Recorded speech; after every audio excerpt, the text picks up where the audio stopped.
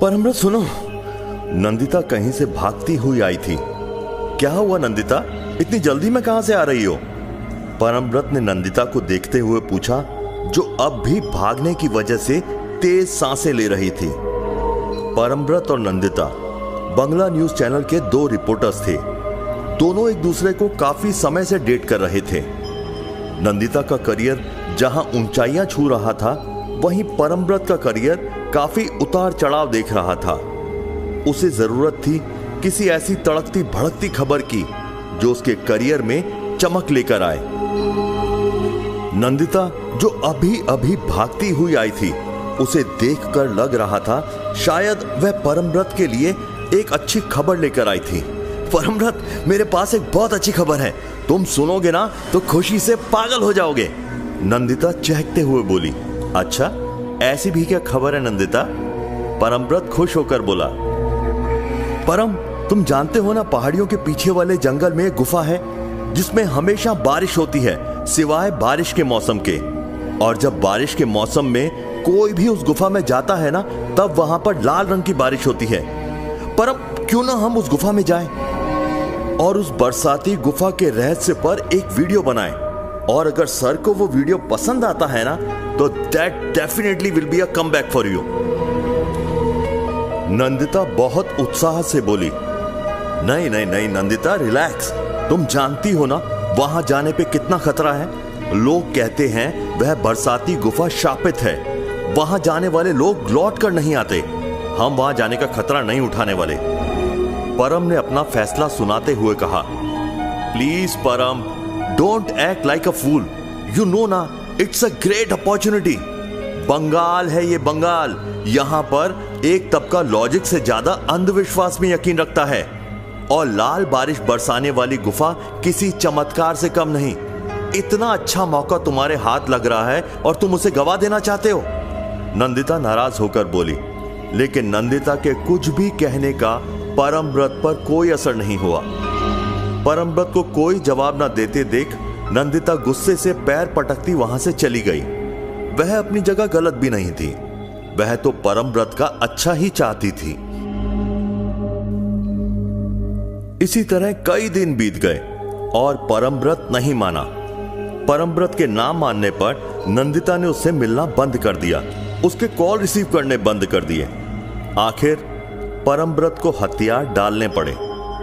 एक शाम तेज बारिश हो रही थी। नंदिता परमव्रत के साथ पहाड़ियों के पीछे वाले जंगल में उसी शापित गुफा के सामने खड़ी थी। चारों ओर डरावना सा माहौल बना हुआ था।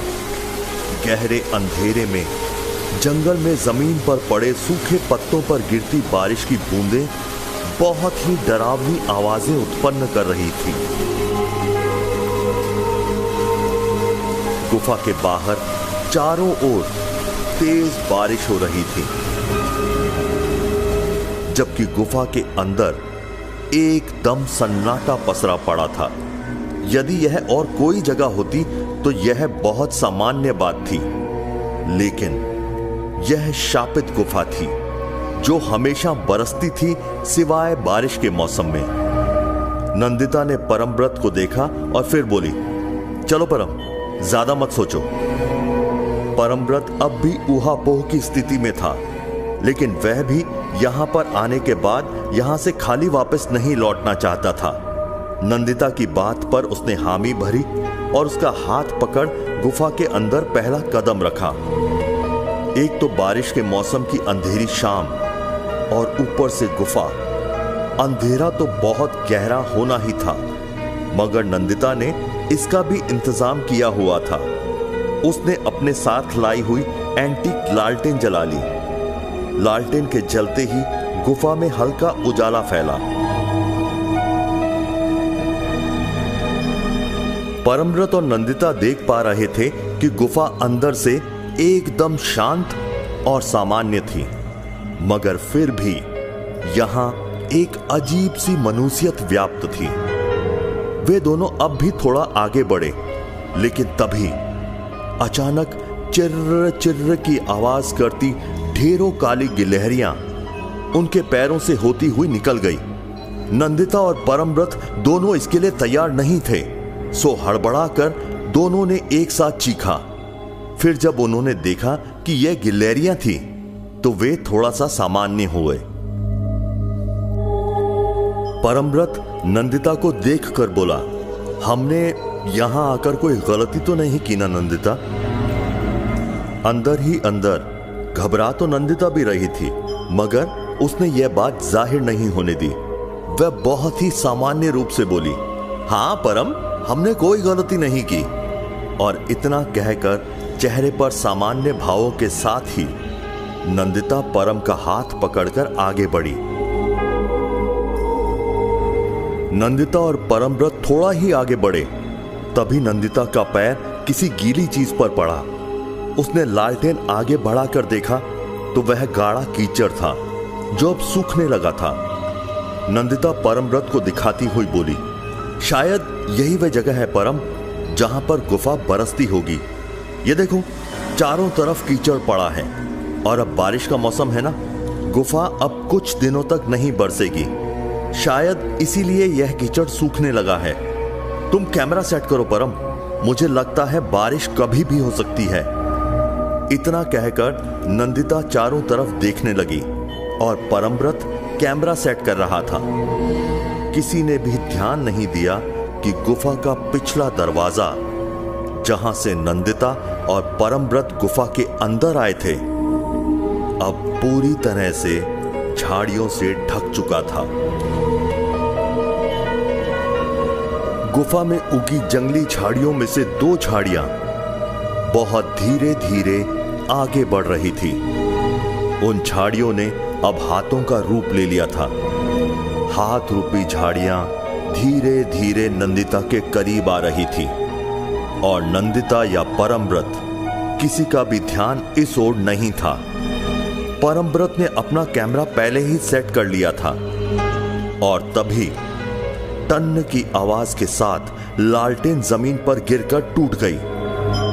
गुफा में इधर उधर उगे हुए पेड़ पौधे जो अब सूख चुके थे, लालटेन से निकलने वाली आग पकड़ चुके थे। गुफा धीरे धीरे चल रही थी और परमव्रत आग के उस उजाले में नंदिता को ढूंढने की कोशिश कर रहा था, मगर नंदिता उसे कहीं नजर नहीं आ रही थी।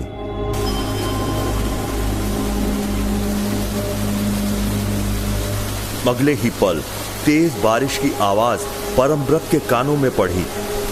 परमव्रत ने पीछे पलटकर देखा तो वाकई लाल रंग की बारिश हो रही थी और साथ ही नंदिता के चीखने की आवाजें आ रही थी। परमव्रत दौड़ता हुआ बारिश के पास गया।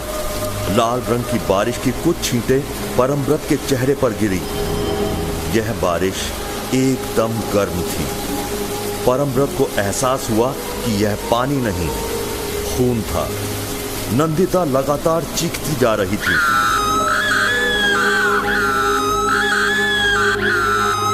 नंदिता को ढूंढने के लिए जैसे ही परमव्रत ने गुफा में ऊपर की ओर देखा तो वह बुरी तरह डर गया और लड़खड़ाकर कीचड़ में गिर पड़ा।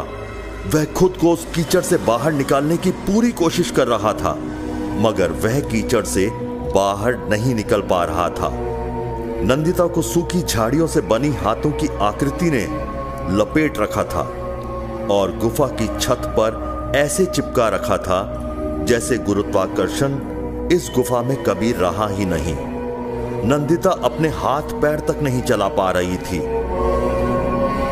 नंदिता का पूरा शरीर उन सूखी झाड़ियों ने चीर दिया था और यही वह कारण था कि नंदिता का खून पानी की तेज गति से बह रहा था।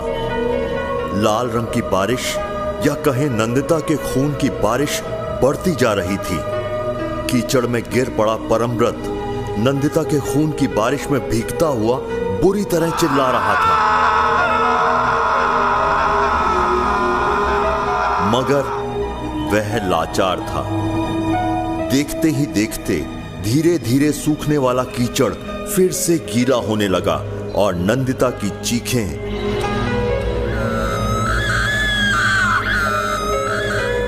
धीमी पड़ने लगी। परमव्रत देख पा रहा था नंदिता के चेहरे को सफेद पड़ते हुए, मगर वह मजबूर था। कुछ ही मिनटों में गुफा में बरस रही लाल रंग की बारिश रुक गई। अब परमव्रत उस कीचड़ से आजाद था।